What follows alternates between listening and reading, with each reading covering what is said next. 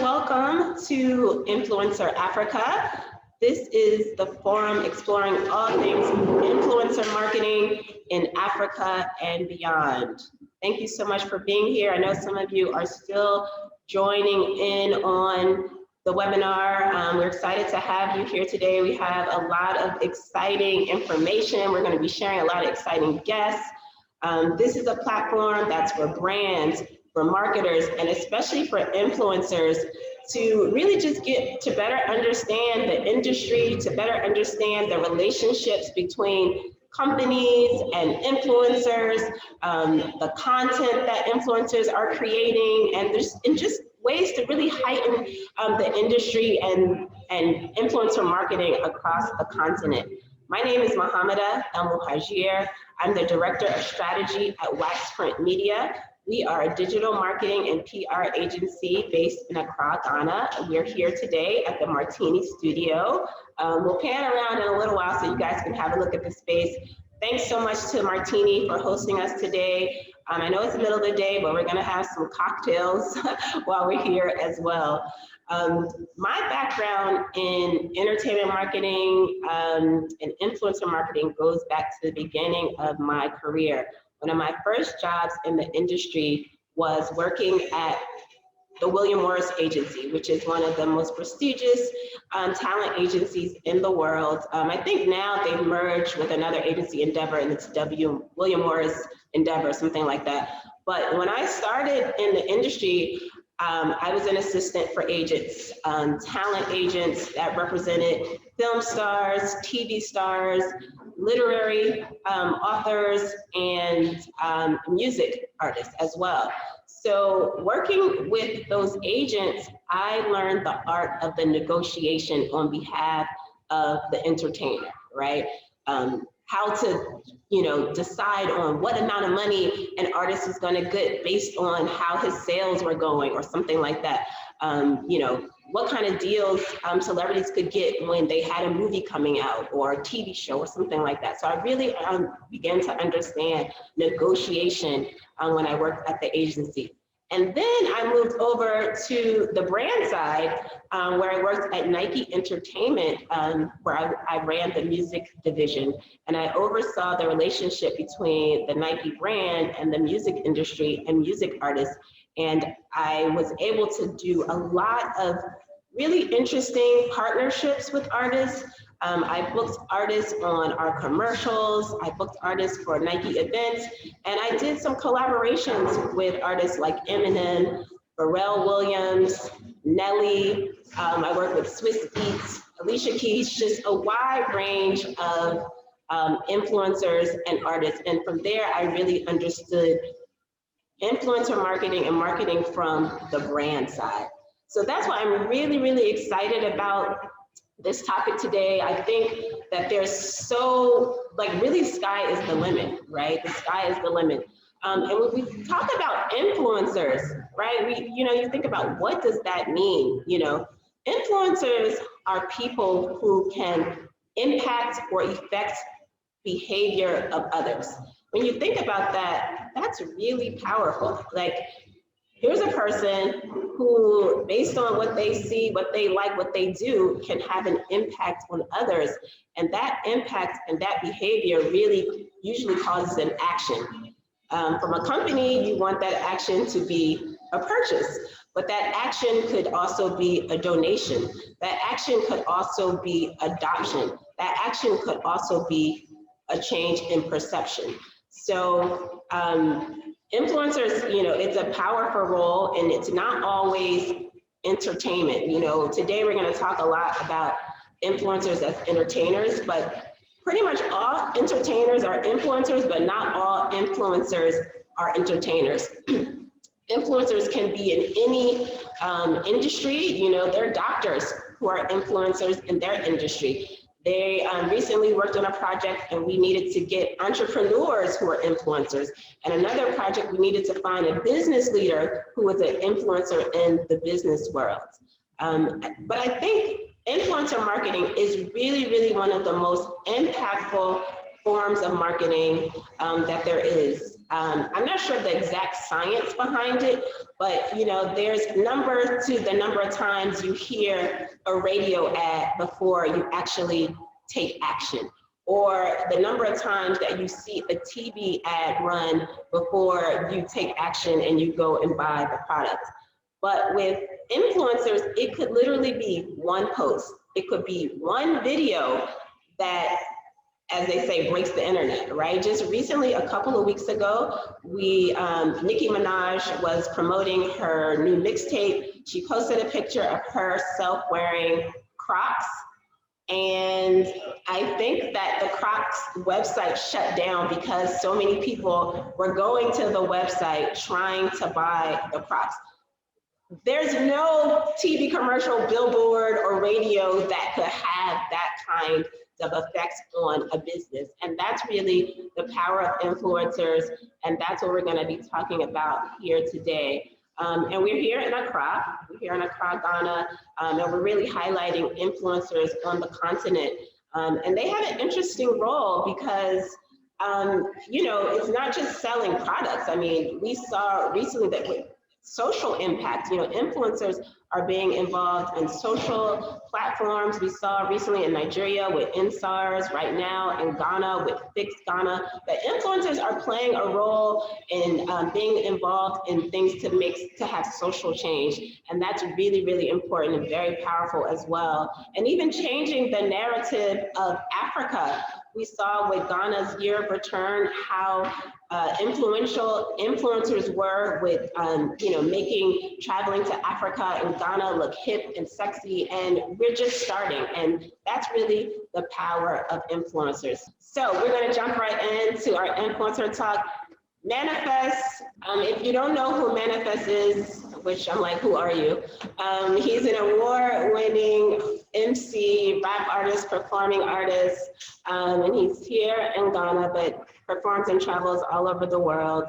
And we talked about some of the challenges of influencer marketing, and one of them is that in Ghana, the Food and Drug Administration has, you know, put limits on artists you know, representing alcoholic beverages. So, which is kind of very impactful for artists because that's one of the ways that they could, you know, make income from, you know, some of these brand partnerships. But it looks like you guys have done some really interesting things and really changed from like, you know, brand ambassador kind of in terms of advertising to more experiences. So I want to find out how that Martell partnership, you know, has grown, and, you know, and what the creative ways that you guys have been able to partner in light of, you know, Ghana's FDA rules. Yeah, I do think one credit to Martell is I think they're kind of progressive in understanding kind of the cutting edge of what it looks like to advertise or market in this current climate, you know, in the world. Like what is interesting is no longer the Guinness type of advert. I don't mean to mention brands, but I have to. Like back in the day when I was young, somebody would be holding a drink and they would be drinking it and all that kind of stuff. We moved past that. Some of our experiences, brand affinity, and other things that's not directly get this drink. So because they have, I think they understand, you know, what the experiences and stuff, experience-based activations and all that stuff, taste of matter, all of that. It's been easy to navigate that because the core of our engagement is not about selling a drink. It's about events and experiences and other things that gives a brand affinity to then enhance whatever sales or marketing we want. So I think it's clever, and I think he also understands what the new world we are in is about. You understand? I mean, you know, this is the same way in which somebody might do a TikTok, right? It's got nothing to do with the song. It might be the person doing a skit or they are doing a funny dance. But when that goes viral, the song that is done to has such benefit. What do you call it? Experiences such a benefit from that. And so understanding that connection is more important than, yo, here's my new song, enjoy it. Or here's the product, drink it. No, there's more layers and depth to, I guess, what is possible. And I think we might tell the Taste of Sound, for instance, this past Christmas was very successful because it was a unique experience that takes you into all sorts of other things. But and even people who can be here from a distance, what they see on social media, they're like, oh, this looks intriguing, this is interesting. So that has also been successful because of that. But finally, also because I think it is not one-off, there's a consistency. I do Martel Taste of Sound, and then Martel was part of Manifestivity. So then it's like you are getting to see more than once. It's not a touch and go. And I think that has been important in both, let's say, Upside and Martel for me. Yeah. It seemed like they involve you a lot in terms of the creative. I mean, I saw like a video clip that looked like a music video. Like how involved were you? There are sometimes, I mean, I work on the brand side a lot. We're like, hey, this is what we need you to do. This is what we need you to post. And you don't have a lot to say, but it looked like, you were quite involved. And was it that way? Absolutely. I mean, we always are, because for me, it's not about you're getting money and then you're doing something that somebody wants. I think whilst you were off, what I was telling them is being an independent artist, it means I've developed, I've been collecting data my whole career to be able to advance it. I collect data, whether anecdotally or statistically, to know where my fans are, to know what they are liking, etc. So based on that, I might have such a more intimate insight as to how to influence the audience, than an outside perspective. So I might look at what you see to do and say, okay, yeah, but let's try this instead. The press conference might not really be the one, because let's reach the audience where in their point of interest. Their point of interest is in something that looks like a music video or me doing a freestyle, etc. So we definitely always are involved. There's never hands off. I mean, which in effect means that you are acting like an agency, and you have to embrace that part of it, because when the thing is successful, it is value for all sides. I know for sure other brands are always observing, saying, look at this thing that's going on, and I mean, the funny thing is people have proposed. Other brands have proposed things to me to do that is clearly them trying to replicate what I've done with us. so definitely having an involvement in terms of the creative and sort of the ideas is always integral. It's at the core of how we try to operate. Even in our decision of how to announce the brand ambassadorship, we chose very creative and impactful ways. We didn't do a press conference. We didn't do any of that. I literally took the audience that week through a process. I went to the studio and told them that, okay, here are 2 beats, help me select a beat. I was on Twitter and help me select a beat. This beat 1 or beat 2, because today I'm going to be recording. I have some things to say. And basically beat 2 was trending on Twitter that day. The audience chose B2, so I decided to do B2 and talk some things, and at the end use it to announce the fact that I was the new Absa brand ambassador, and that was dope. So even prior to the pandemic in February, or just prior to the pandemic, we had started already using creative ways to I guess use to communicate with the brand ambassadorship, and so we were already in that mode. And there was we had outlined stuff we wanted to do, but now we had to pivot and do stuff that was more digital. A lot of the stuff that had to do with content creation had to be more digital and couldn't involve me going into places as some of the ideas involved. But we were able to pivot and just come up with some of these ideas that were whether it was the B2 challenge that was very successful. We did a simple and easy ad with Absa that was also very impactful, because I generally, my career, I'm one of these artists who social media is responsible for my career. I can confidently say that without social media, I would have no career. So when it comes to a time like the pandemic, where then everybody there can be a lot of activations physically, and it has to be in the digital space. I think I was a bit more well equipped to engage in that that arena. Yeah. Yeah. Okay. Well, I know that you have something coming up. You did what people consider like the party of the decade with Martell, with the home by Martell. That was And I'm sure they amazing. converted a lot of people into cognac drinkers from that event. And I know something you have coming up next very soon with Martell. You want to talk about that? Well, I don't know if they've given the green light to talk about it, but we have another exciting event coming in June. And like you said, I mean, based on just the reputation of the last ones we've done, which have been so talked about, like the word of mouth, the results of those events have been amazing in terms of what people say word of mouth. Like everywhere I go in town, I hear, oh, Home by Martell, that was the most incredible party. That was the most, people have such incredible memories. So I think this one next month is also meant to have its own special something. It's not a replication of something that has been done before, but it has its own special something. And for me, the great thing is that it coincides with me during an album rollout, so I can also bring something new and fresh to it that will add more value to it. But yeah, I mean, it hasn't been announced by them yet, so I don't know if I can announce the date, but it's in June for sure. Okay.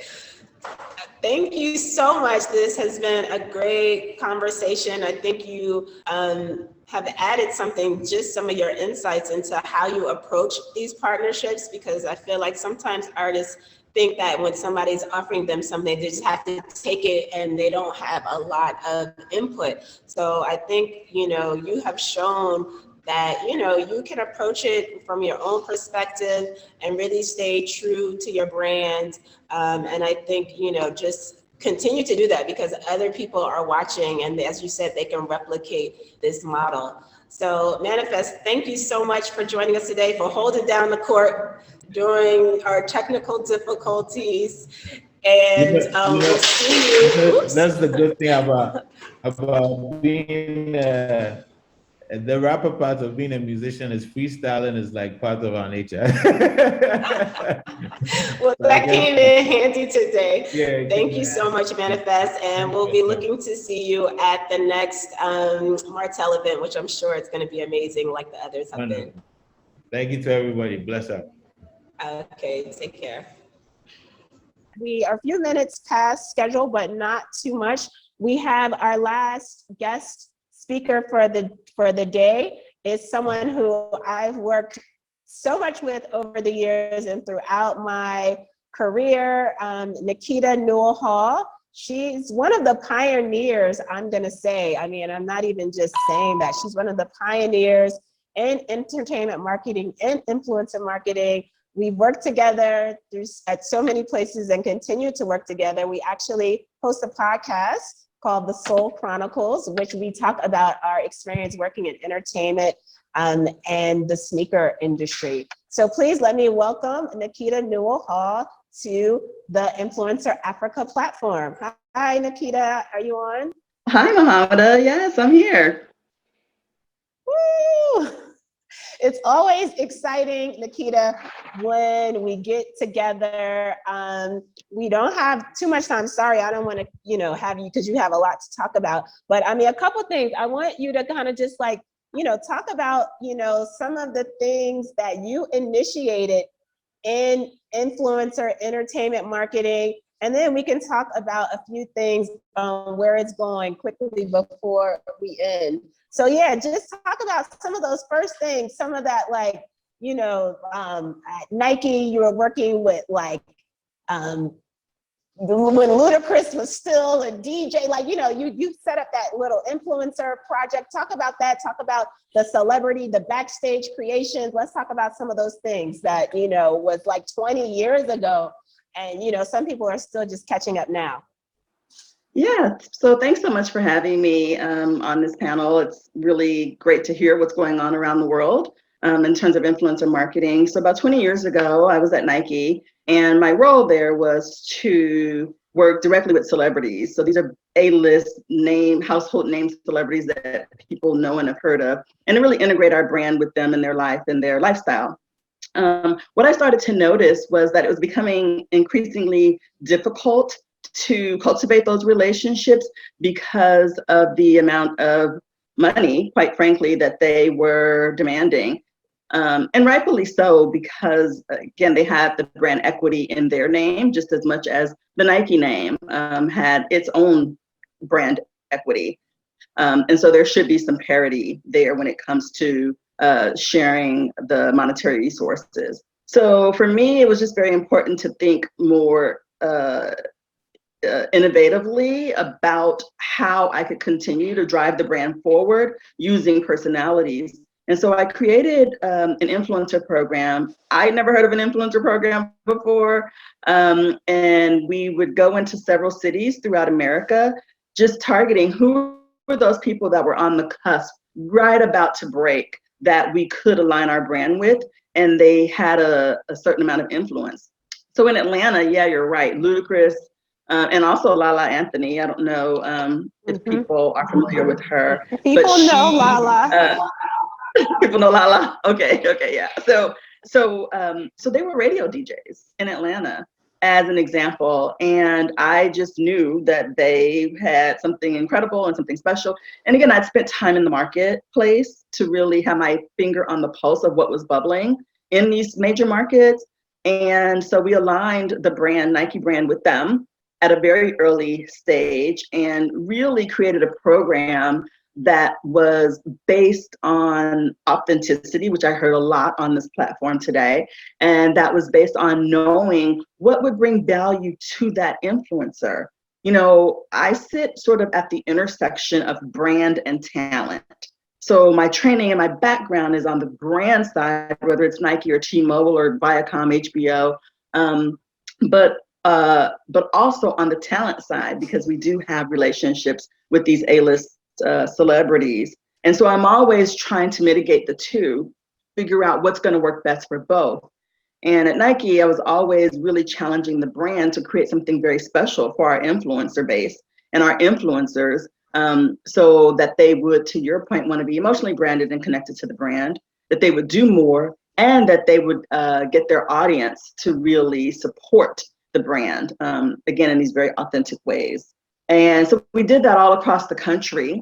And one really unique thing that came out of this, and the way I knew that influencer marketing was the absolute way of the future, is that I decided to target Nike products that weren't doing well. So everybody knows Brand Jordan. Everybody knows Air Force One, the Dunk, Air Max 95, like no brainers. But I would work with departments on products that were slow moving, products that we had put a lot of innovation and money into, but that just weren't connecting with the market.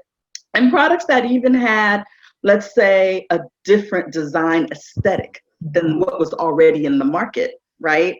So I would place those products with our influencers and then see what happens. No matter what product it was that I put into the marketplace through this program, it took off. So that told me that there was a value in influencers connecting with them, building authentic relationships with them, and then making sure that they were getting as much out of the relationship with the brand as we were getting out of them. So I'll pause right there to see if there's any feedback on that, and then I can talk about the gifting suites if you want. Yeah, no, I mean, I think that's great. I think maybe, I don't know if it's easier for a big brand to institute something like that, but I feel like that's an approach that even smaller brands should be doing. You know, I don't see so much of that nurturing. You know, I think that was something key about what you said, and that's something key for brands and marketers out here. It's not just about like paying somebody to post on their Instagram. It's about nurturing those relationships. Because so that's so important. You know, that's so important. Yeah, because I mean, that's the key, really. And, you know, again, I'm a brand person, so I feel like I can have a real talk with my brand people.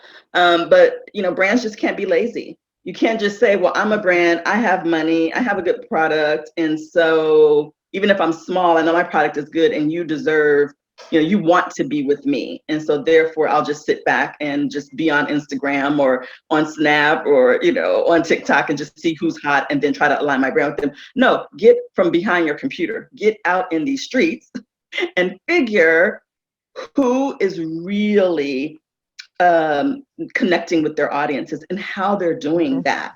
right? And so that's something that a brand of any size can do, and really make a difference with the types of influencers that they can afford to engage on their level. So that was one of the keys for us too, is that we were truly ingrained. So that means we knew managers, we knew publicists, right? We weren't just thinking about the end game, like let's put a celebrity face on our product and that's it. We were also challenging ourselves to go deeper. And so any brand can do that at any size. Yeah. Yeah. And I think something that's important for a person at a brand or marketing or a business is to really be intuitive to influencers, who they are, where they're going, right? I think we talked about, projects that we worked on at the beginning of some of these artists' careers that we took a chance on. And here they are, like, some of them 10 million sales later, or 5-6 Grammys later. You have to have that intuition as a marketer, as an agency, as a brand, to understand who is really hot and not just who has a lot of numbers. We didn't really talk about that today, but I feel like that is really, really key as well. Yeah, I mean, I do think there's an art and science to marketing and to influencer marketing and to celebrity engagement. It's not always about, as a marketer, what I like, right? I'm not just always aligning with, oh, I like that artist, or, oh, I like that actress. It's about my audience and what I know is going to connect to my consumer. And so, yeah, you're absolutely right. Again, in order to do that, I have to be doing my homework. I have to eat, breathe, sleep, drink this culture and this sort of influencer ecosystem. And what that means is knowing very early on and having that intuition. So that intuition is going to be built by you doing the work.